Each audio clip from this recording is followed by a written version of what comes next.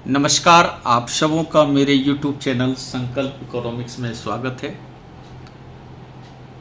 आप सबों को पता है आर्ट्स क्लास 12 का एग्ज़ाम 18 अप्रैल को है। इकोनॉमिक्स सब्जेक्ट का एग्ज़ाम 12 के लिए कब है? 18 अप्रैल को है।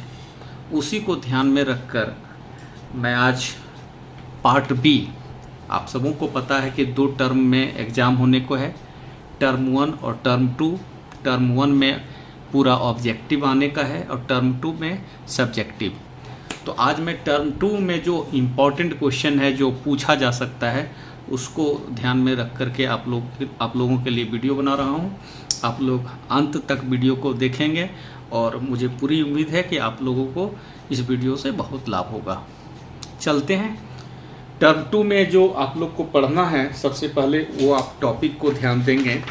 टर्म 2 में आप लोग को ये पार्ट बी जो मैक्रो इकोनॉमिक्स दिख रहा है वो पढ़ना है, जिसमें पहला नेशनल इनकम है, उसके बाद आय एवं रोजगार का निर्धारण है, जिसमें कई छोटे छोटे टॉपिक हैं, जिसमें कुछ टॉपिक को तो माइनस भी किया गया, सिलेबस से हटा दिया गया। जैसे ये वाला जो है स्फीतिक अंतराल और अविस्फीतिक अंतराल, इसको आप लोग नहीं कीजिएगा, सिलेबस से हटाया गया है। हालांकि नेशनल इनकम से भी कुछ क्वेश्चन को साइड किया गया है, उस पर हम लोग देख लेंगे, बात कर लेंगे। ये गुणक जो इसमें है इसको बिल्कुल करके जाना है, ये भी करके जाना है। मनी एंड बैंकिंग पूरा करके जाना है। एक बजट है, टैक्स है, मेरा एक ही नोट्स में सब है, सब पर पूरी विस्तार से चर्चा करूँगा। ये जो विदेशी विनिमय दर है इसको भी सिलेबस से आउट किया गया है, इसको भी लेकर के हम लोग नहीं चलेंगे। और अंत में होगा बैलेंस ऑफ पेमेंट। तो इस तरह से कुल मिलाकर के 6 टॉपिक है, हम लोग 6 चैप्टर पर चर्चा करेंगे। पहला चैप्टर जैसा कि आप लोगों को बताएं नेशनल इनकम है। नेशनल इनकम पर हम लोग चर्चा करते हैं। नेशनल इनकम में ये क्वेश्चन जो है आय का चक्रीय प्रवाह, इस क्वेश्चन को आप लोग करके जाएंगे। जिसमें सिंगल टिक मारूंगा उसको थोड़ा सा कम इम्पोर्टेंस देंगे, और जिसमें डबल टिक मारेंगे उसको बहुत ज़्यादा इम्पोर्टेंस दीजिएगा। और मेरे ख्याल से वो 90% से ज़्यादा चांसेस होगा उस क्वेश्चन का आने का जिसमें डबल टिक रहेगा, और सिंगल टिक में आप 50-50 का चांस रहेगा। तो इस क्वेश्चन को ध्यान दीजिएगा। आय के चक्रीय प्रवाह से आप क्या समझते हैं? कोई भी अर्थव्यवस्था होता है जिसमें उत्पादन होगा, आय होगा और व्यय होगा। यानी उत्पादन होगा तभी आय होगा तभी व्यय होगा। लोगों को लगता होगा कि उत्पादन से शुरू होगा, फिर या तो आय से शुरू होगा या तो व्यय से शुरू होगा। ये कहाँ से शुरू होगा इसका कोई अंत नहीं है। कोई कहे उत्पादन से शुरू होगा तो भाई जब तक हम व्यय नहीं करेंगे तो उत्पादन कैसे होगा। तब कोई कह सकता है कि व्यय से शुरू होगा, भाई व्यय कैसे होगा, जब तक आय नहीं होगी तो व्यय कैसे होगी। तो आप कह सकते हैं आय से शुरू होगा, भाई जब तक कुछ चीज़ का उत्पादन नहीं करेंगे तो आय कैसे होगा। इसका मतलब है कि ये कहाँ से शुरू होगा कहना मुश्किल है, इसलिए इसको हम आय का चक्रीय प्रवाह कहते हैं। यानी एक ऐसा प्रवाह जिसमें कोई अंत ना हो, ठीक है, तो उसी को हम चक्रीय प्रवाह कहते हैं। तो ये आय का चक्रीय प्रवाह है, ठीक। उसके बाद इसके प्रकार वगैरह है, आप लोग देख लेंगे, नोट्स में कुछ दिख रहा है, हालांकि और भी वीडियो बना हुआ है, उसमें आप मेरे चैनल पर जा कर के देख सकते हैं। ये सब को ध्यान में नहीं देना है उतना। अब आते हैं स्टॉक चर और प्रवाह चर। इसमें भी मैं सिंगल टिक मारूंगा क्योंकि उतना ज़्यादा इम्पोर्टेंस इसका नहीं है। ये सबको मैं बहुत ज़्यादा इम्पोर्टेंस नहीं दे रहा हूँ, आप करें या ना करें आपके ऊपर डिपेंड कर रहा है। सिंगल टिक वाले को 50-50 लेके चलेंगे। इसमें प्रवाह चर जो साइंस पेपर हुआ था 5 अप्रैल को हुआ था साइंस पेपर का, साइंस और कॉमर्स का, तो उसमें प्रवाह चर पूछा है। आप स्टॉक चर प्रवाह चर में डिफरेंस करके जा सकते हैं। अब कुछ नहीं, मोटे तौर पर जानिएगा, जिसको आप स्टॉक करके रख सकते हैं वो स्टॉक चर है। जैसे पैसे को स्टॉक करके रख सकते हैं, अनाज को स्टॉक करके रख सकते हैं, कोई सामान को स्टॉक करके रख सकते हैं, ये सब स्टॉक चर है। और जिसको स्टॉक करके नहीं रख सकते हैं, जो निरंतर चलते रहने वाला चीज़ है, वो प्रवाह चर है। जैसे आय, उपभोग, व्यय, क्या एक ही दिन आप पूरे साल भर के लिए खर्च कर सकते हैं? नहीं कर सकते हैं, ये निरंतर होने वाला चीज़ है, तो ये प्रवाह चर है, ठीक है। डिटेल में समझाने की कोशिश नहीं करूँगा, हल्का फुल्का बात करता हूँ, जिसको समझ में आ जाएगा तो ठीक है। क्योंकि एक ही वीडियो में मुझे पूरे पार्ट बी यानी टर्म 2 का कंप्लीट करना है, तो ये क्वेश्चन आप लोग देख लेंगे। नेक्स्ट आते हैं ये क्वेश्चन को भी उतना ध्यान देने की जरूरत नहीं है। आय के चक्रीय प्रवाह के 2 क्षेत्रीय मॉडल, फिर 3 क्षेत्रीय मॉडल है, ये सब पर आपको ध्यान नहीं देना है। 4 क्षेत्रीय मॉडल पर भी ध्यान नहीं देना है। ऐसे अगर जानना चाहते हैं तो जान लीजिएगा। 2 क्षेत्रीय में 2 क्षेत्र के बीच आय का प्रवाह होता है, 3 क्षेत्रीय में 3 क्षेत्र के बीच होता है, 4 क्षेत्रीय में 4 क्षेत्र के बीच होता है। ये क्वेश्चन को थोड़ा देख करके जाएंगे। आय के चक्रीय प्रवाह में रिसाव एवं अंतःक्षेपण, लीकेज और इंजेक्शन, थोड़ा बहुत इसको ध्यान कर दे करके जाइएगा, जरूर जाइएगा। आगे बढ़ते हैं। ये सब को छोड़ देना है, ये सब बिल्कुल आप लोग दिमाग नहीं लगाएंगे। एक क्वेश्चन है ये, जीडीपी और जीएनपी में अंतर। तो जीडीपी और जीएनपी में अंतर, इसमें भी मैं सिंगल टिक मार रहा हूँ। इसको भी आप लोग 50-50 के चांस में लेके चलेंगे, ठीक है। और कोई बड़ी बात नहीं है इसको याद रखने का। जैसे मान लेते कोई देश है, उस देश में जितने भी वस्तु तैयार होंगे, मान लेते हैं एक वस्तु ये है, जितनी भी वस्तु है उसका एक मूल्य होता है, उसी मूल्य को जोड़ दीजिएगा, जीडीपी निकल जाएगा। और ये जो जीएनपी होता है, तो देश के अंदर जो होगा, ये सब सामान है, ये सब सामान है, इसका मूल्य क्या होगा, जीडीपी होगा। अब प्लस इसमें क्या कर दीजिएगा, NFI कर दीजिएगा, तो आपका निकल जाएगा जीएनपी निकल जाएगा। NFI का मतलब हुआ, जैसे मान लेते हैं ये देश है, इस देश के अंदर जो सामान बना वो जीडीपी है, इसी में प्लस कर दीजिए NFI। क्या कर देना है, NFI। NFI कहाँ से आएगा, मान लेते हैं ये सब देश विदेशी है, तो हमारे देश के आदमी जो सामान तैयार किया है देश के अंदर, वो तो जीडीपी है। हमारे देश का हो या कोई और देश का हो, देश के अंदर जो सामान बना है उसका मूल्य जीडीपी है। अब हो सकता है देश का आदमी बाहर से कुछ पैसा कमा करके ला रहा हो, तो हो सकता है बाहरी भी यहाँ से कुछ पैसा कमा के ले जा रहा हो। तो जो कमा के लाया जाएगा बाहर से वो जोड़ेंगे, जो जाएगा बाहर वो घटाएंगे। तो मान लेते हैं जीडीपी, हमारे देश के लोगों ने उत्पादन किया 100 रुपये का। कितना का उत्पादन किया, 100 रुपये का। इस देश के अंदर कितना उत्पादन हुआ, 100 रुपया।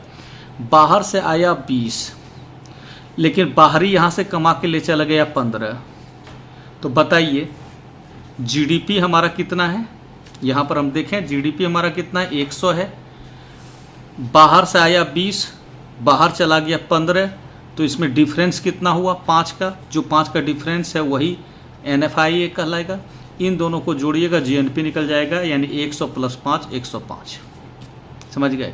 हाँ, अगर जो बाहर से आने वाला 15 होता, जाने वाला बाहर 20 हो जाता, तब यहाँ +5 नहीं होकर के -5 होता, तो फिर क्या हो जाता है, यहाँ पर 95 हो जाता है। यानी जीएनपी का वैल्यू जीडीपी से अधिक भी हो सकता है, कम भी हो सकता है। लेकिन मैं मोटे तौर पर बता रहा हूँ कि देश के अंदर जो होता है, देश के अंदर जो होगा, ये देश है, इसके अंदर जो उत्पादन होगा वो जीडीपी है।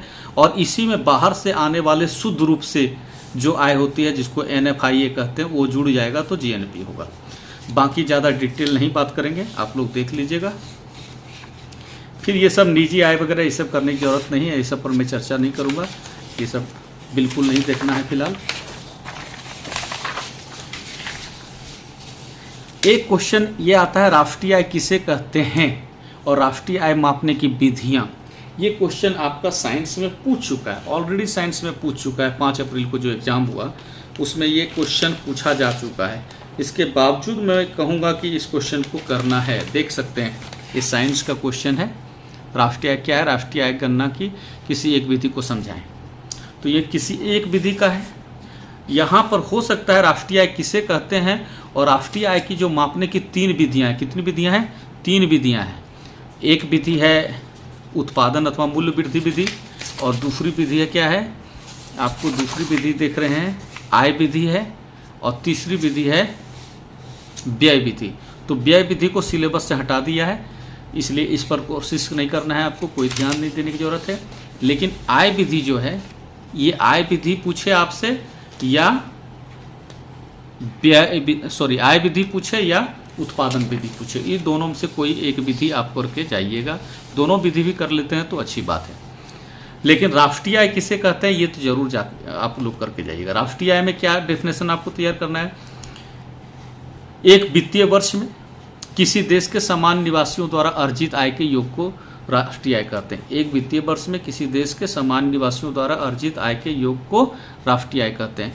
कोई देश है, जैसे भारत देश ले लीजिए, भारत में कितने लोग हैं? 135 करोड़ आबादी है।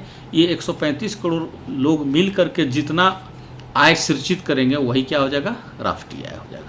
यानी एक देश के सामान्य नागरिक के द्वारा प्राप्त आय या सृजित आय को हम राष्ट्रीय आय कहते हैं। उत्पादन विधि में क्या करना है, आय विधि में क्या करना है, ये डिटेल नहीं जाएंगे। हमको मेनली बताना है कि कौन कौन से क्वेश्चन इस बार आ सकते हैं आर्ट्स वाले के लिए। उसके बाद आते हैं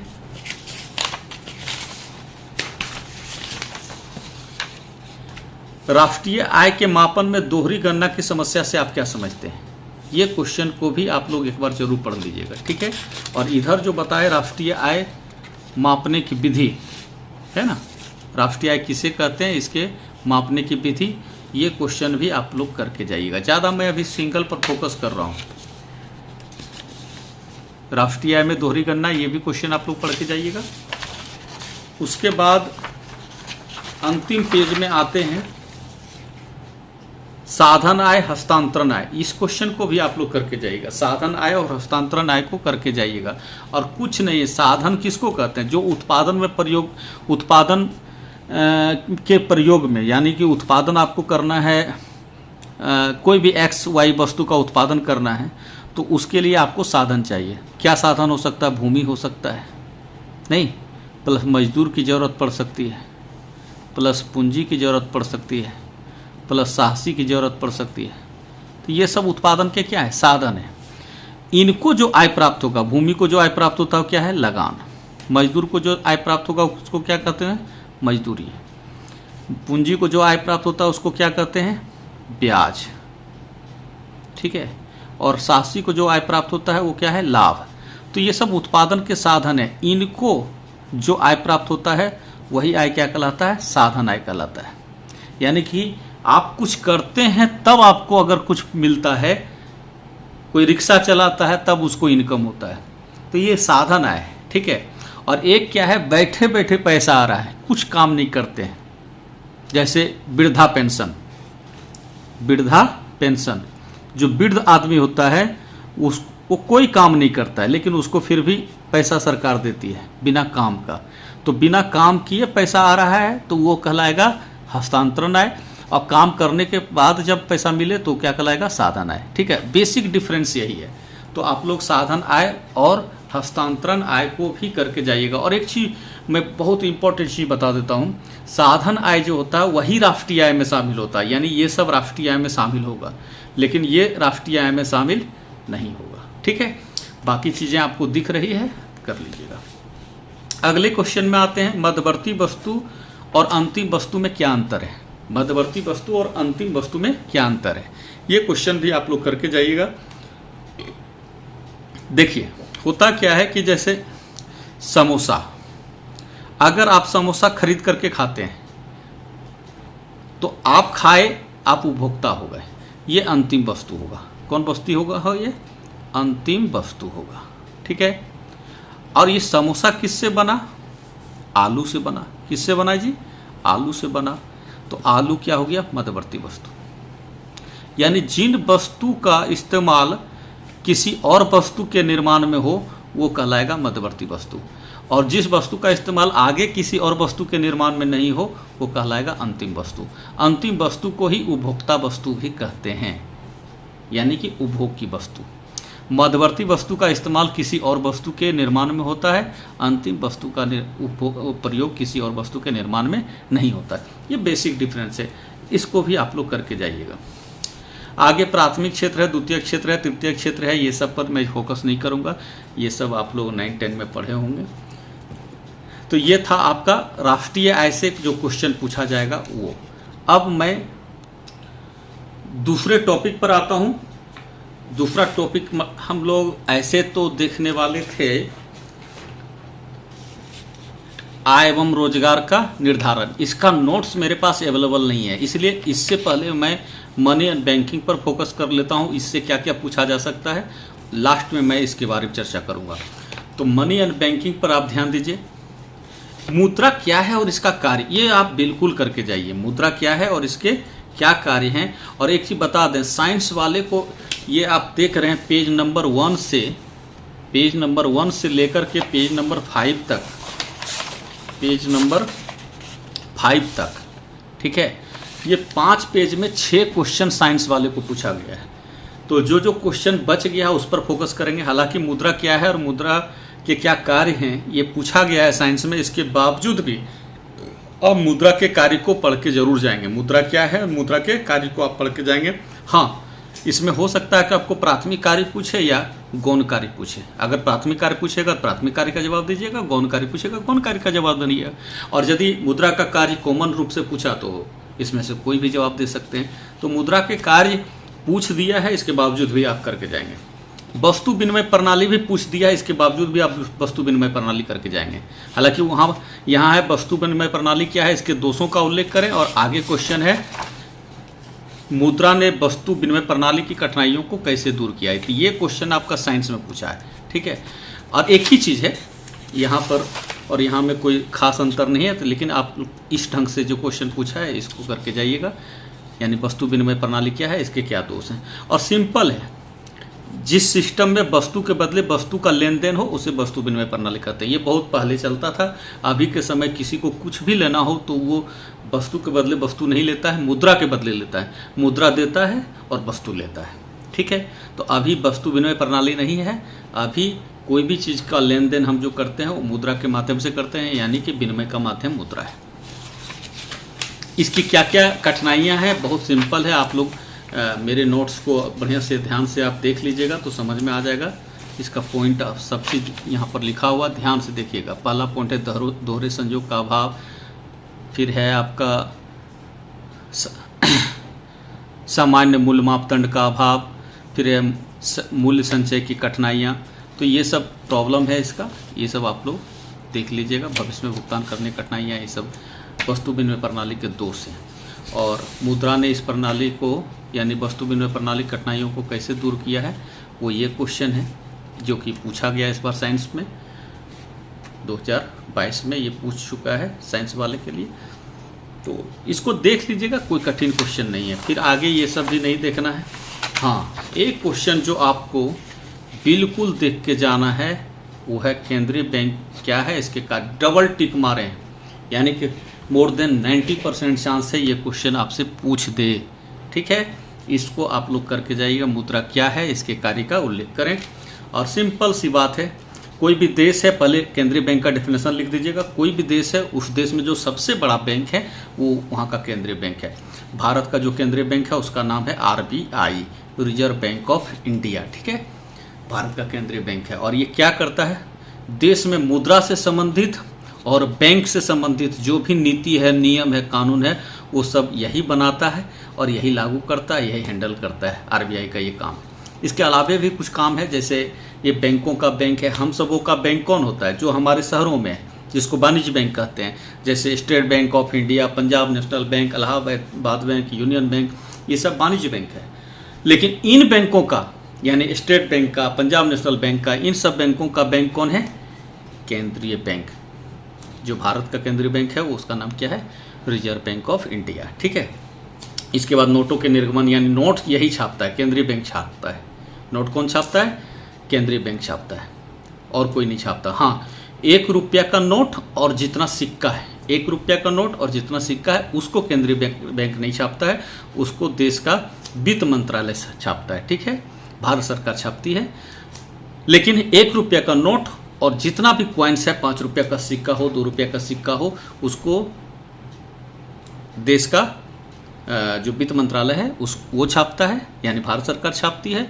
और 2 रुपया, 5 रुपया, ये सब जो नोट, ये जो कॉइन्स है, इसको छोड़कर यानी कागज़ का जो इतना नोट है उसमें 1 रुपये का नोट छोड़ करके उसको कौन छापते हैं, तो रिजर्व बैंक ऑफ इंडिया, ठीक है। फिर सरकार का बैंकर है, एजेंट है, सलाहकार है, ये सब केंद्रीय बैंक का कार्य है। आप देख सकते हैं। इसको नहीं होगा तो आप लोग स्क्रीनशॉट ले लेंगे। आगे बढ़ते हैं। और भी कुछ पॉइंट है केंद्रीय बैंक के कार्य में ही, वो है अंतिम ऋणदाता है और अंतर्राष्ट्रीय वित्तीय संस्थाओं से इनका संबंध होता है। अंतिम ऋणदाता इसलिए कहते हैं क्योंकि देखिए हम लोग को ऋण की ज़रूरत होती है, लोन की ज़रूरत होती है तो बैंकों के पास पहुंचते हैं, और बैंक को ज़रूरत पड़ती है तो कहाँ पहुंचता है वो लोग केंद्रीय बैंक के पास पहुंचता है। सरकार भी कहाँ पहुंचती है तो केंद्रीय बैंक के पास पहुंचती है, इसलिए अंतिम ऋणदाता कौन है? केंद्रीय बैंक। और अंतर्राष्ट्रीय वित्तीय संस्थाएँ जो पैसे से रिलेटेड जो भी संस्था है, जैसे IMF है, वर्ल्ड बैंक है, उन सबों से कोई भी वार्तालाप करना हो, मीटिंग वगैरह अटेंड करना हो तो reserve bank of India he attend करती है, उसमें सरकार कुछ नहीं करती है। केंद्रीय बैंक का कार्य तो पढ़े ही। केंद्रीय बैंक के साख नियंत्रण के कार्य, ये भी आप पढ़ के जा सकते हैं। साख नियंत्रण के कार्य, साख मतलब पैसा, तो कोई देश है वहाँ पैसा ज़्यादा ना हो कम भी ना हो, ज़्यादा भी होगा पैसा तो प्रॉब्लम होगा, कम भी होगा तो पैसा प्रॉब्लम होगा। तो ज़्यादा भी नहीं होने देना है, कम भी नहीं होने देना है। ये कौन इस तरह करता है? तो केंद्रीय बैंक। ठीक है, तो मुद्रा का जो प्रसार है, विस्तार है, ठीक है, या सप्लाई है अर्थव्यवस्था में, उसको नियंत्रित करने का काम केंद्रीय बैंक करती है। कैसे करती है? तो उसमें बैंक दर नीति एक है। कौन नीति है? बैंक दर नीति है। इसमें क्या करती है केंद्रीय बैंक? अब मैं फिर डिटेल जाऊंगा तो बहुत लेट होगा, ठीक है, मैं डिटेल नहीं जाना चाहता हूं आज के वीडियो में। ये बैंक दर नीति क्या है आप लोग जान लीजिएगा, पढ़ लीजिएगा। नगद कोष अनुपात क्या है ये इस बार पूछा है। CRR क्या है ये पूछ दिया है साइंस वाले को, फिर भी आप लोग देख के जाइएगा। और SLR, ये सब है केंद्रीय बैंक के साख नियंत्रण के कार्य, ठीक है। उसके बाद अगला क्वेश्चन है व्यावसायिक बैंक क्या है, इसके कार्यों का उल्लेख करें। ये भी आप लोग करके जाइएगा, डबल टिक मार रहा हूँ। व्यावसायिक बैंक क्या है? व्यावसायिक बैंक का नाम ही व्यापारिक बैंक है और इसी का नाम वाणिज्य बैंक भी है। 3 नाम है हिंदी में, और लेकिन इंग्लिश में क्या कर रहे हैं? कॉमर्शियल बैंक कर रहे हैं। और इसका कार्य क्या है? पहले तो बैंक क्या है, व्यावसायिक बैंक क्या है? तो कहिएगा जो बैंक बैंकों का काम करे, ठीक है ना। जो सामान्य बैंकिंग कार्य होता है उसको करने वाले बैंक को ही व्यापारिक बैंक कहते हैं, ठीक है। और जिसका उद्देश्य होता है लाभ कमाना, यानी जितना व्यापारिक बैंक है उसका उद्देश्य होता है लाभ कमाना। लेकिन रिजर्व बैंक ऑफ इंडिया का उद्देश्य लाभ कमाना नहीं होता है।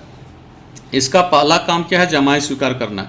यही साइंस में पूछा था कि वाणिज्य बैंक किस प्रकार की जमाएं स्वीकार करती है, जिसमें कौन कौन जमाएं होती है? चालू जमा होती है, बचत जमा होती है, यानी कि सेविंग डिपॉजिट, सावधि जमा, फिक्स डिपॉजिट, आवर्ती जमा, रिकरिंग डिपॉजिट, इस प्रकार के। ये साइंस में पूछा था, फिर भी आप लोग ये बिल्कुल करके जाएंगे। व्यावसायिक बैंक के कार्य, एक है जमाएं स्वीकार करना, दूसरा कार्य है पूंजी निर्माण को प्रोत्साहन देना, सरकारी प्रतिभूतियों में निवेश, विदेशी मुद्रा का क्रय विक्रय, रोजगार में वृद्धि, ATM और क्रेडिट कार्ड की सुविधा। ये तो आजकल देखते हैं जगह जगह पर आपको ATM मिलता है, तो ये वाणिज्य बैंक का ही योगदान है इसमें। उसके बाद वाणिज्य बैंक के साख सृजन के कार्य का उल्लेख करेंगे। इतना इंपॉर्टेंट नहीं, फिर भी एक बार आप पढ़ करके देखिए, कोशिश कीजिए हो जाए, ठीक है। ये क्वेश्चन तो साइंस में फिर पूछ दिया, केंद्रीय बैंक और वाणिज्य बैंक में क्या अंतर है, इसलिए आप लोगों को पूछेगा, इसकी संभावना कम हो जाती है। हालांकि कुछ क्वेश्चन रिपीट हो सकते हैं, तो इतने ही करना है आपको। किस में? मनी एंड बैंकिंग में 2 चीज़ निकल गया, ठीक है ना। आपको जो बताए हैं मनी एंड बैंकिंग, ये वाला 7 नंबर का मनी एंड बैंकिंग, ये क्लियर हो गया। अब आते हैं बजट में। बजट में क्या पूछेगा? तीसरा नेक्स्ट टॉपिक है बजट और टैक्स। तो बजट में आप लोग जो क्वेश्चन करके जाएंगे, बजट क्या है और इसके उद्देश्य। तो उद्देश्य, ये वाला उद्देश्य साइंस में पूछ दिया है, ठीक है। इसी बार 2022 5 अप्रैल को साइंस में पूछ दिया है, इसलिए उद्देश्य पर ज़्यादा फोकस आपको नहीं करना है। लेकिन बजट कितने प्रकार के होते हैं ये आपको बिल्कुल करके जाना है, 100%, ठीक है ना। ये दोनों बजट के प्रकार ऐसे भी पूछ सकता है, संतुलित बजट क्या है, बचत का बजट क्या है, घाटे का बजट क्या है। तो इस तरह से क्वेश्चन पूछेगा, आप लोग जरूर करके जाइएगा। हाँ, इसको अलग ढंग से पूछा जा सकता है, जैसे ये जो है बचत का बजट जो है, इसको आधिक्य बजट कहेगा। क्या कहेगा? आधिक्य बजट, ऐसे लिख सकता है। इंग्लिश देखिएगा, सरप्लस बजट। और घाटे का बजट यानी कि डेफिसिट बजट। ये क्वेश्चन में कहीं दिखेगा तो मैं दिखा दूंगा आप लोगों को, कैसे पूछता है। तो पहले देखिएगा कि ये संतुलित बजट क्या है। भाई पहले बजट है क्या, तो बजट क्या होता है, आय और व्यय का विवरण। बजट क्या है, आय व व्यय का विवरण, ठीक है। आय और व्यय का विवरण क्या कहलाता है, बजट कहलाता है। सरकार का है तो सरकारी बजट, हम लोगों का है तो ये किसी का व्यक्तिगत बजट भी हो सकता है, पारिवारिक बजट भी होता है, घरेलू बजट भी होता है। तो आय और व्यय का विवरण, सरकार के आय और व्यय का विवरण क्या कहलाता है, बजट कहलाता है। अब यदि बजट में आय और क्या है, व्यय, आय और व्यय, अगर आय ज़्यादा हो रहा है, सॉरी यहाँ तो बस संतुलित है, आय और व्यय दोनों बराबर है तो संतुलित बजट है। यानी वैसा बजट जिसमें सरकार की आय और व्यय दोनों बराबर हो तो क्या कहलाएगा, संतुलित बजट कहलाएगा, ठीक है ना। और संतुलित बजट दोनों बराबर नहीं होगा, या तो ये ज़्यादा होगा या तो ये ज़्यादा होगा। अब यदि आय ज़्यादा हो, यानी बचत का बजट जब बात करेंगे तो इसमें क्या हो जाएगा, आय अधिक होगा किससे, व्यय से, ठीक है। तो वह बजट जिसमें सरकार की आय व्यय से भी अधिक हो तो वो क्या कहलाएगा, बचत का बजट। और घाटे का बजट में जब देखिएगा, बात कीजिएगा, तो इसमें आय आपका कम हो जाएगा किससे, व्यय से। तो एक ऐसा बजट जिसमें सरकार की आय व्यय से कम हो तो वो क्या कहलाएगा, घाटे का बजट। हालांकि हर देश आजकल यही बजट अपनाना चाहता है, क्योंकि ज़्यादा व्यय करने से देश में विकास अधिक होता है। तो ये तो बिल्कुल आप लोग को करके जान लीजिए, ठीक है। अगले क्वेश्चन में आते हैं। तो ये घाटा है, बजटीय घाटा वगैरह ये सब सिलेबस से हटा दिया है, ये सब को आप लोग नहीं करिएगा, ठीक है। इसको भी छोड़ ही दीजिएगा, चर्चा नहीं करते हैं। बजट प्राप्ति क्या है, तो जो सरकार को बजट में आय होती है उसे बजट प्राप्ति कहते हैं। वो दो प्रकार का, एक राजस्व प्राप्ति है, एक पूंजीगत प्राप्ति है। अब इसको डिटेल में फिर बताऊंगा तो उतना समय नहीं है, आप लोग पढ़ के इसको जा सकते हैं, ठीक है। क्योंकि ये भी देखना है, टाइम को भी देखना है। हाँ, इसमें अगर कोई क्वेश्चन आपको समझ में नहीं होगा तो कमेंट बॉक्स में कमेंट कीजिएगा, हो सकता मैं उसका डिफिनेशन कमेंट बॉक्स में लिख दूँ, ठीक है। और आगे अगर किसी क्वेश्चन में व्यक्तिगत तौर पर कुछ बात करना हो तो मेरा ये व्हाट्सएप नंबर है, इस पर आप लोग बात कर सकते हैं, कॉल कीजिएगा, मैं समझा दूंगा। उसी तरह से जो व्यय होता है, सरकार का जो व्यय होता है बजट व्यय कहलाएगा, तो वो राजस्व व्यय कहलाएगा, एक पूंजीगत व्यय कहलाएगा। दो ग्रुप में रखा गया है, राजस्व व्यय पूंजीगत व्यय में अंतर भी किया गया है।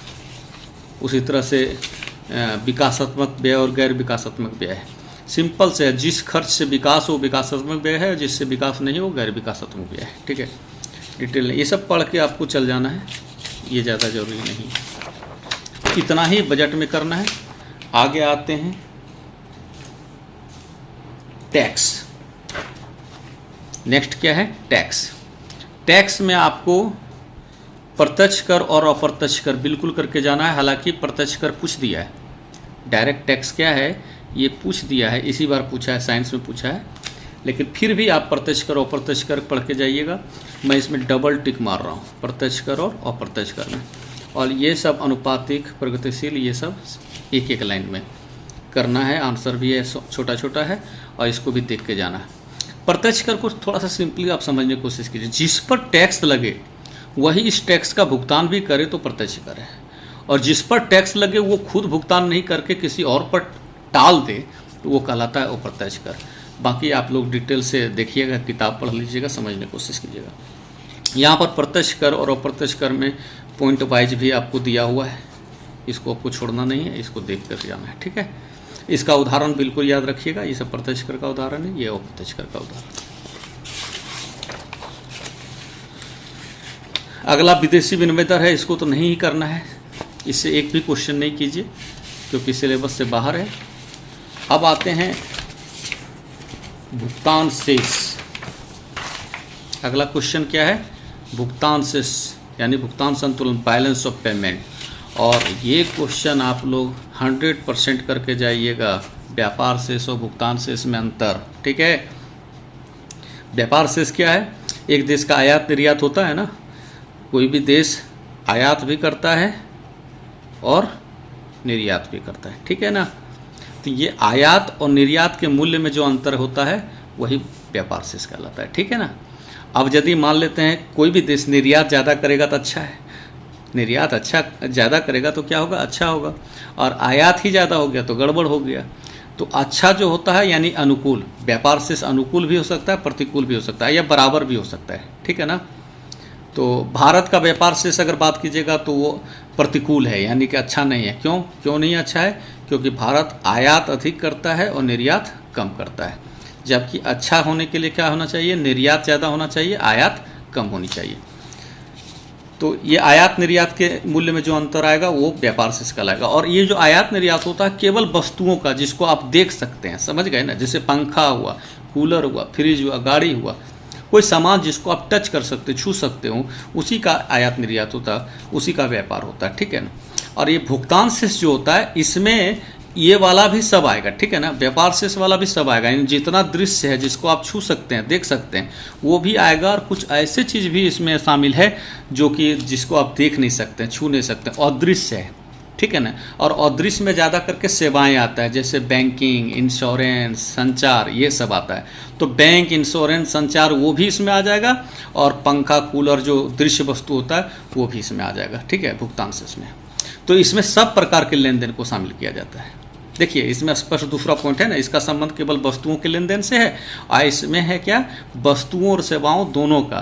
तो वस्तुओं और सेवाओं का दोनों का है, इसका मतलब है कि दृश्य भी है और अदृश्य भी है, और इसमें क्या है? केवल दृश्य है। क्लियर?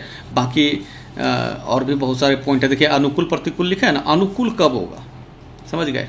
अनुकूल कब होगा? यदि निर्यात, ठीक है ना, आयात से अधिक हो तो क्या हो जाएगा? अनुकूल हो जाएगा। अब प्रतिकूल कब होगा? यदि आयात ही ज़्यादा हो, किससे? निर्यात से, तब क्या हो जाएगा? प्रतिकूल हो जाएगा। तो दोनों हो सकता है, और फिर संतुलित भी हो सकता है। तो ये क्वेश्चन 100% करके जाएंगे। और ये जो है भुगतान शेष के अंतर्गत पाए जाने वाले चालू खाता, पूंजी खाता, ये साइंस वाले को पूछ दिया है, इसी बार 2022 में ही साइंस वाले को पूछ दिया है। तो ये क्वेश्चन को आप लोग छोड़ के ही चलेंगे, ठीक है। और आगे बढ़ते हैं, तो इसमें एक है भुगतान शेष में असंतुलन के कारण का उल्लेख करें, ठीक है। तो ये क्वेश्चन को भी आप लोग पढ़ के जाइएगा, क्या कारण है वो भी, और इसके दूर करने के क्या उपाय हैं ये भी। ये दोनों क्वेश्चन को आप लोग पढ़ के जाइएगा। तो ये तो आपका हो गया, हम लोग कितना तक आ गए हैं, पढ़ लिए। मनी एंड बैंकिंग हो गया, बजट भी हो गया, टैक्स भी हो गया, फॉरेन एक्सचेंज पूछना नहीं है, बैलेंस ऑफ पेमेंट भी हो गया। अब हम लोग को पढ़ना है क्या? आय एवं रोजगार का निर्धारण। आय एवं रोजगार का निर्धारण। तो आय एवं रोजगार के निर्धारण में इसमें क्या क्या करना है वो, चूँकि नोट्स इसका मेरे पास फिलहाल नहीं है, इसलिए मैं इसको कॉपी में लिख लिया हूँ। और इसमें क्या क्या क्वेश्चन पूछा जा सकता है और बेसिक क्या है जानना चाहिए। आय एवं रोजगार का निर्धारण में इस टॉपिक की बात कर रहा हूँ जो छोड़ दिया था 6ठे नंबर पर, ठीक है ना। तो इसके अंतर्गत बहुत सारा छोटा छोटा है, इसको हम देखने वाले हैं। सामूहिक मांग क्या है, ठीक है। तो इसका जो जवाब आप लोग दीजिएगा, लिख ही देते हैं एक लाइन में। एक अर्थव्यवस्था में, कोई भी देश हो, एक अर्थव्यवस्था में वस्तुओं एवं सेवाओं के कुल मांग को सामूहिक मांग कहते हैं, ठीक है। कोई भी देश है, वहाँ पर जितने भी वस्तु और सेवाओं का मांग होता है वो क्या कहलाता है? सामूहिक मांग कहलाता है। एग्रीगेट डिमांड, एडी, शॉर्ट में क्या लिखें? एडी लिखें। सामूहिक मांग को शॉर्ट में एडी लिखेंगे, फुल फॉर्म इसका एग्रीगेट डिमांड होगा। और इसके जो घटक हैं, ये पूछा सामूहिक मांग के क्या घटक हैं, ये साइंस वाले को पूछा। तो इसके घटक जब बात करेंगे, ठीक है ना, तो एक होता है उपभोग, क्या होता है? उपभोग। और दूसरा क्या है? निवेश। दूसरा क्या है? निवेश। उपभोग को आप सी से दिखाओ और निवेश को आई से दिखाओ। तो इस प्रकार हम एडी यानी कि सामूहिक मांग बराबर हम क्या लिख सकते हैं? सी प्लस आई, यानी सामूहिक मांग बराबर कंजप्शन प्लस इन्वेस्टमेंट, उपभोग प्लस निवेश। बस इतना ही दिमाग में रखना। सामूहिक पूर्ति, ये जो लिखे हैं कुल मांग, एक अर्थव्यवस्था में वस्तुओं एवं सेवाओं की कुल मांग को सामूहिक मांग कहते हैं। यहीं पर इसको लाइएगा तो मांग के जगह पूर्ति कर दीजिएगा। क्या कर दीजिएगा? पूर्ति। ये जो मांग लिखा हुआ है इसके जगह आपको क्या कर देना है, पूर्ति कर देना है, और सेम आंसर हो जाएगा। यानी एक अर्थव्यवस्था में वस्तुओं एवं सेवाओं के कुल पूर्ति को सामूहिक पूर्ति कहते हैं। ठीक है, और इसके जो घटक लिखिएगा, इसके जो घटक लिखिएगा तो एक आ जाएगा इसमें, इसमें भी उपभोग आएगा। ठीक है, और दूसरा जो आएगा वो आएगा बचत आएगा। ठीक है, इसको सी और इसको सेविंग, एस, सी से कंजप्शन, एस से सेविंग। अब है आय एवं, इसका ये भी लिख सकते हैं A S is equal to C plus S, यानी सामूहिक पूर्ति बराबर कंजप्शन प्लस सेविंग, उपभोग प्लस बचत। अगला क्वेश्चन है आय एवं रोजगार का निर्धारण कैसे होता है। तो भाई कोई भी अर्थव्यवस्था में आय एवं रोजगार का निर्धारण उस बिंदु पर होता है, इसका भी लिख देते हैं। अर्थव्यवस्था में आय एवं रोजगार का निर्धारण उस बिंदु पर होता है जहां AD इक्वल टू AS होता है। जहां AD इक्वल टू AS होगा वहीं पर क्या होगा, आय एवं रोजगार का निर्धारण होगा। तो इसका एक फिगर आप लोग करके जाइएगा। इधर आप लिख दीजिएगा AD और AS, और इधर लिख लीजिएगा आप आय और वो रोजगार, आय रोजगार। ठीक है ना, इनकम एम्प्लॉयमेंट, ये एक्स एक्सिस हो गया, ये वाई एक्सिस हो गया। इसमें AS या आय की रेखा जो होती है वो 45 डिग्री के एंगल पर चलेगा। ठीक है ना, ये हो गया AS, और ये AD जो होगा वो वाई एक्सिस से शुरू होगा। क्यों शुरू होगा उतना अभी मेरे पास टाइम नहीं है बताने का, आगे अगर ज़रूरत पड़ेगा तो बता देंगे। AD C प्लस आई, AS में C प्लस एस, अभी बताए थे, AS का C प्लस एस और AD का C प्लस आई। यहाँ पर बराबर हुआ। ठीक है, यही इक्विलिब्रियम पॉइंट हो जाएगा, और इसके नीचे ये N कर दीजिए, ये तो ओरिजिन है ही, तो ये ON आय रोजगार का यहाँ लिख दीजिए। रेखा चित्र के अनुसार, रेखा चित्र में ई बिंदु पर AD इक्वल टू AS है, इसलिए अर्थव्यवस्था में आय एवं रोजगार का संतुलन बिंदु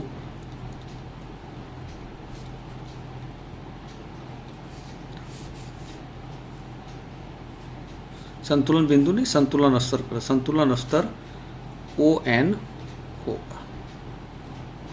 ठीक है, ई बिंदु पर AD और AS बराबर है, इसलिए आय और रोजगार का संतुलन के स्तर क्या होगा, ON होगा। अब आते हैं नेक्स्ट क्वेश्चन, उपभोग प्रवृत्ति क्या है या उपभोग फलन क्या है।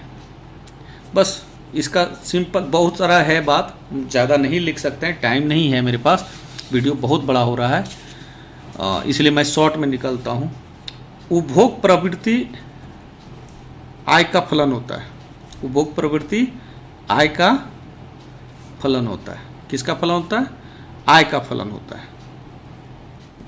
इसका मतलब समझे, यानी आय होगा तब उपभोग होगा, आय अधिक होगी तो उपभोग भी अधिक होगी।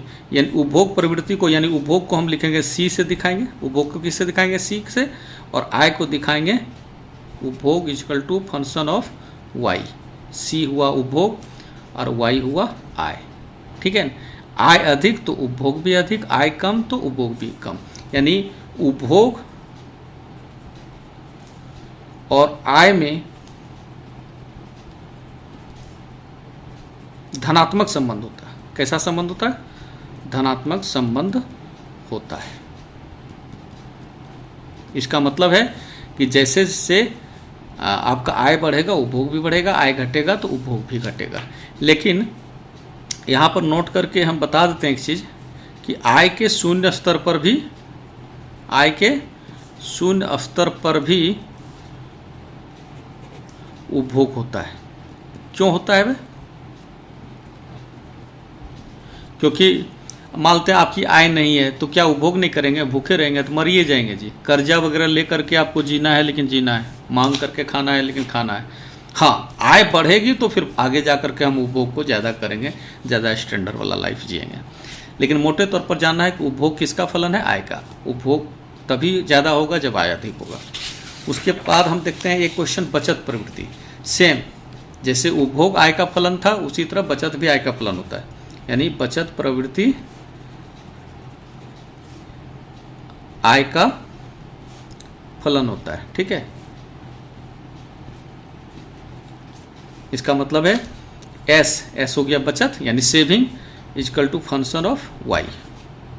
इसका आप मतलब लिख सकते हैं बड़ा करने के लिए, जहां आप ऐसे लिख सकते हैं, जहां एस बराबर बचत, इंग्लिश में लिखोगे तो सेविंग, दोनों चीज़ लिख सकते हो। एफ बराबर फलन यानी फंक्शन, वाई बराबर आय यानी कि इनकम। तो हमारे कहने का मतलब है कि आंसर बड़ा करना कोई बड़ी बात नहीं है, आपको केवल फैक्ट जानकारी होनी चाहिए, बेसिक चीज़ को समझिए, बड़ा हो जाएगा। और इसमें भी लिख सकते हैं बचत तथा आय के बीच धनात्मक संबंध होता है। कैसा संबंध होता है, धनात्मक संबंध होता है। इसका मतलब है कि जैसे जैसे आय बढ़ेगा तो बचत भी बढ़ेगा। हाँ, आय के शून्य स्तर पर बचत ऋणात्मक होगा, ये ध्यान दीजिएगा। आय के शून्य स्तर पर क्या होगा, बचत ऋणात्मक क्यों होगा, क्यों होगा? जैसे अभी हम बताए कि आय आपका सपोज 0 है, तो वैसी स्थिति में उपभोग तो कर लीजिएगा, मानते 50% किए, तो यहाँ एस जो होगा -50 हो जाएगा। नहीं, कर्जा हो गया ना, आप खाए कहाँ से खाए, कोई दिया होगा जी। तो जब आय शून्य होगी तो वहाँ बचत कुछ न उपभोग कुछ न कुछ होगा, लेकिन बचत आपका क्या होगा, ऋणात्मक होगा। हाँ, अब ये 100 हो जाए, ये भी बढ़ जाएगा, 100 हो जाएगा। ये आपका 0 हो गया, जितना कमाए उतना खाए, अब आपका बचत जो है 0 हो गया। अब ये 200 हो जाए, तो हो सकता है ये 150 हो जाए, ये 50 हो जाए। देखिए जैसे जैसे इनकम बढ़ रहा है, उपभोग भी बढ़ रहा है, आय भी बढ़ रहा है। ठीक है, लेकिन शून्य स्तर जब आय का होगा तो वहाँ पर उपभोग आपका कुछ कुछ होगा और बचत आपका ऋणात्मक होगा। उसके बाद है औसत उपभोग प्रवृत्ति और औसत बचत प्रवृत्ति में अंतर। एपीसी और एपीएस में संबंध, अंतर नहीं, संबंध पूछेगा। तो इसमें याद रखिएगा एपीसी प्लस एपीएस बराबर 1 होता है। ठीक है, एपीसी प्लस एपीएस बराबर क्या होता है, 1 होता है। कैसे? तो देखिए y इजकल टू क्या होता है, c प्लस एस होता है ना। आप ऐसा कीजिए, दोनों तरफ y से भाग देने पर किससे भाग दे रहे हैं, y से। तो y बटे y equal to c plus S बटे y। तो इसका मतलब है ये कट के 1 हो जाएगा। आई c बटे y जो कर रहे हैं, c बटे y प्लस एस बटे y, यानी कि 1 इक्वल टू c बटे जो y होता है वो कहलाता है APC, और s बटे y जो है वो APS है। यानी आपसे अगर पूछे कि APC क्या होता है, तो उपभोग और आय का अनुपात होता है, उपभोग और आय का अनुपात होता है।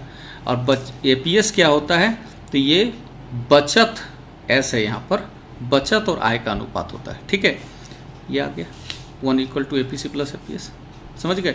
अब यहाँ पर यदि आपको APC निकालना हो तो 1 माइनस APS कर देंगे, और APS निकालना हो तो 1 माइनस APC कर देंगे। ठीक है, उसी तरह से ये है MPC और MPS में संबंध, MPC और MPS में संबंध। तो भाई MPC और MPS ये दोनों जो का भी योग 1 होता है, MPC और MPS का भी योग क्या होता है, 1 होता है। कैसे? तो ये M जब लगता है यानी मार्जिनल, तो मार्जिनल यानी आय अगर बढ़ गया तो आपका उपभोग भी बढ़ जाएगा, आपका बचत भी बढ़ जाएगा। अब ऐसा कीजिए, दोनों तरफ इस बार डेल्टा वाई से भाग देती है। ठीक है, तो यानी डेल्टा वाई बटे डेल्टा वाई, और डेल्टा सी बटे delta C plus delta S कर देते हैं बटे डेल्टा वाई। तो क्या हो जाएगा, डेल्टा बटे वाई बटे डेल्टा वाई यानी 1, इधर हो गया डेल्टा सी बटे delta Y plus delta S बटे डेल्टा वाई, यानी 1 इक्वल टू ये कट के दोनों क्या हो जाएगा MPC। यानी देखिए डेल्टा सी मतलब हुआ उपभोग में परिवर्तन और डेल्टा वाई मतलब आय में परिवर्तन, यानी उपभोग में परिवर्तन और आय में परिवर्तन का अनुपात क्या कहलाएगा MPC, और प्लस डेल्टा एस बटे डेल्टा वाई है ये कहलाएगा MPS, यानी कि बचत में परिवर्तन और आय में परिवर्तन कहलाएगा MPS। हो गया। अब आपको अगर MPC निकालना हो तो 1 माइनस MPS, ठीक है, और यदि MPS निकालना हो तो 1 माइनस MPC कर सकते हैं। ठीक, ये क्वेश्चन गुणक क्या है ये आपका पूछ दिया, गुणक और MPC में संबंध पूछ दिया, फिर भी इस क्वेश्चन को करके जाइएगा।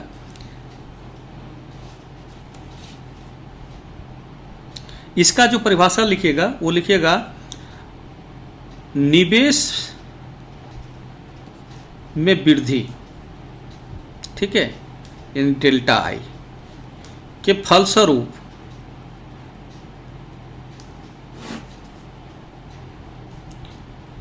आय में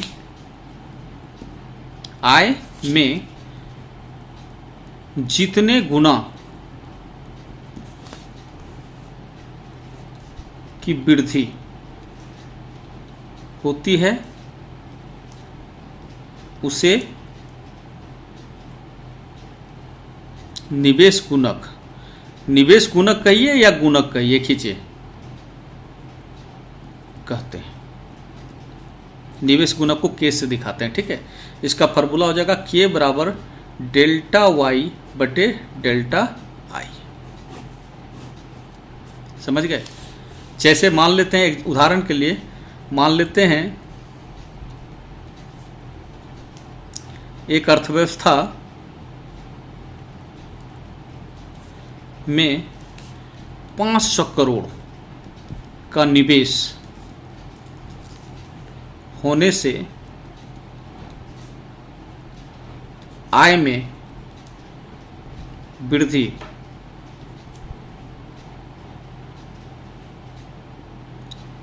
2000 करोड़ की होती है। कितने करोड़ की होती है? 2000 करोड़ की होती है।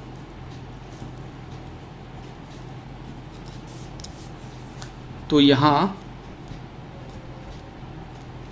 के क्या होगा, यानी गुणक क्या होगा? तो फॉर्मूला है के बराबर डेल्टा वाई बटे डेल्टा आई। डेल्टा वाई कितना है? 2000। डेल्टा आई कितना है? 500 है। डेल्टा आई कितना है? 500 है। तो 2000 बटे 500 करेंगे तो कितना आ जाएगा? 520, यानी 4। यही होगा, यानी 4 गुना बढ़ा। लगाए 500 करोड़, पाई 2000 करोड़, यानी 4 गुना ज़्यादा इनकम होगा। ठीक है। तो इस तरह से निवेश गुणक। हाँ, ये गुणक जो है इसका MPC के साथ संबंध भी है, गुणक तथा MPC के बीच संबंध भी है, और MPS के बीच भी संबंध है। ठीक है ना। गुणक तथा MPC के बीच संबंध। एक क्वेश्चन आता है गुणक यानी के तथा MPC में संबंध। ठीक है। तो इसमें संबंध क्या है? इसका दोनों धनात्मक संबंध है। गुणक तथा MPC में धनात्मक संबंध होता है। कैसा संबंध होता है? धनात्मक संबंध होता है। कैसे होता है? देखो फॉर्मूला क्या है? के इक्वल टू 1/1 माइनस MPC, ये फॉर्मूला है। तो मान लेते हैं कि एक अर्थव्यवस्था A ले लीजिए, अर्थव्यवस्था A, और एक अर्थव्यवस्था B ले लीजिए, अर्थव्यवस्था B। हम उदाहरण द्वारा बता रहे हैं। यहाँ पर आप MPC ले लो 0.75, और इसमें MPC ले लो MPC 0.25। ठीक है। तो यहाँ ज़्यादा है, यहाँ पर कम है, तो जिसमें ज़्यादा होगा उसमें गुणक भी ज़्यादा होगा, क्योंकि गुणक और MPC में कैसा संबंध है? धनात्मक संबंध है। तो देखो के का फॉर्मूला क्या होता है, इसमें आगे लिख दीजिए, गुणक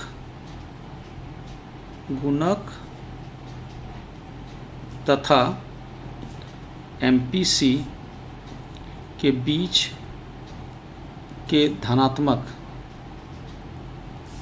संबंध को एक उदाहरण द्वारा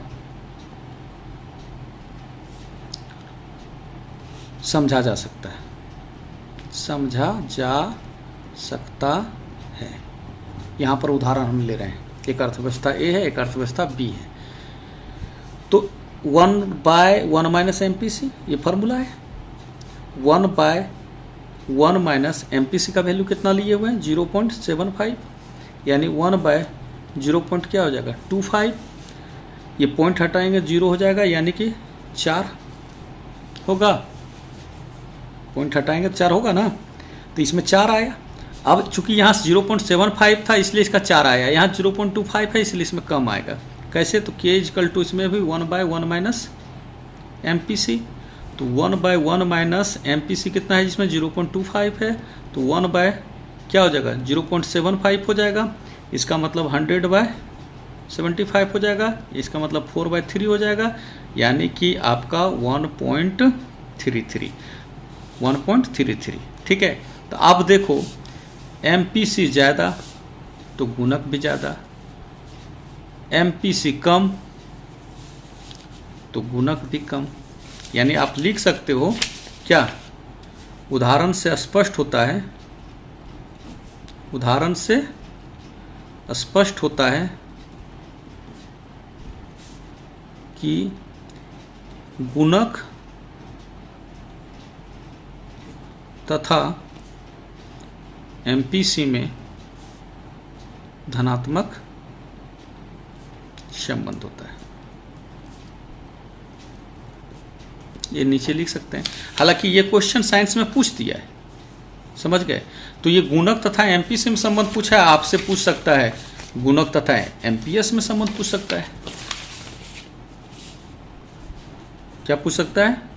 गुणक तथा MPS में संबंध। MPS सीमांत बचत प्रवृत्ति, यानी मार्जिनल प्रोपेंसिटी टू सेव। तो इसमें लिखिएगा गुणक तथा MPS में ऋणात्मक संबंध होता है, ऋणात्मक संबंध होता है। उधर था धनात्मक संबंध, इसमें क्या है? ऋणात्मक संबंध होगा, यानी कि K = 1/MPS। इसका ये फॉर्मूला होगा, समझ गए?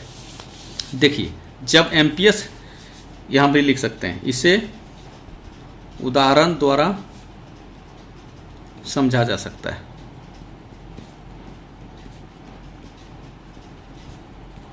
ठीक है, कैसे? तो एक अर्थव्यवस्था फिर ले लीजिए, अर्थव्यवस्था A, अर्थव्यवस्था B।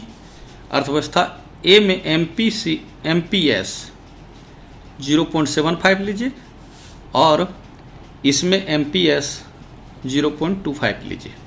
ठीक है। अब MPS ज़्यादा लिए हैं, गुणक कम आएगा, MPS कम लिए हैं, इसमें ज़्यादा आएगा। कैसे? तो K = 1/MPS फार्मूला है, तो 1/ कितना हो जाएगा? 0.75, यानी कि काट के कितना आएगा? 100/75, यानी कि 1.33 आएगा। ये 0.75 लिए तो ये 1.33 आया। और इसमें देखते हैं K = 1/MPS, यानी 1/0.25, यानी 100/25, यानी इसमें 4। तो देखो, जब हम MPS 0.25 लिए तो ये 4 आ गया, ज़्यादा आ गया, यानी कि MPS कम तो गुणक ज़्यादा, और MPS ज़्यादा तो गुणक कम, यानी कि ऋणात्मक संबंध है। इससे स्पष्ट होता है कि गुणक तथा MPS में ऋणात्मक संबंध होता है। ठीक है, तो ये आप करके जा सकते हैं। ठीक है, और हमको लगता है कि जितना भी बताना था पार्ट बी में इतना ही, लगभग 54 मिनट 55 मिनट हो चुका है, 1 घंटा से कम ही समय लगा। पूरा पार्ट बी जो टर्म 2 का जो एग्ज़ाम आप लोग का होने वाला है उसका मैंने एक बार रिव्यू कर दिया टर्म 2 का। और आप लोग इसको बहुत अच्छा से देखिएगा, लाइक कीजिएगा। कुछ दिक्कत होगा तो हमसे कांटेक्ट करने की कोशिश कीजिएगा इस नंबर पर, मैं आपको ज़रूर कुछ ना कुछ हेल्प करूँगा। ठीक है, कमेंट बॉक्स में भी आप कर सकते हैं कमेंट। और एक चीज़, अगर वीडियो अच्छा लगेगा इसको लाइक शेयर तो करना ही है, कमेंट करना ही है। और कल मैं कोशिश करूँगा, आज तो रात हो गया, कल मैं कोशिश करूँगा कि टर्म 1 पर जो ऑब्जेक्टिव का कुछ इंपॉर्टेंट क्वेश्चन है उस पर मैं चर्चा करूँ। तब तक के लिए मुझे आज्ञा दीजिए, मिलते हैं अगले दिन। तब तक के लिए जय हिंद, जय भारत।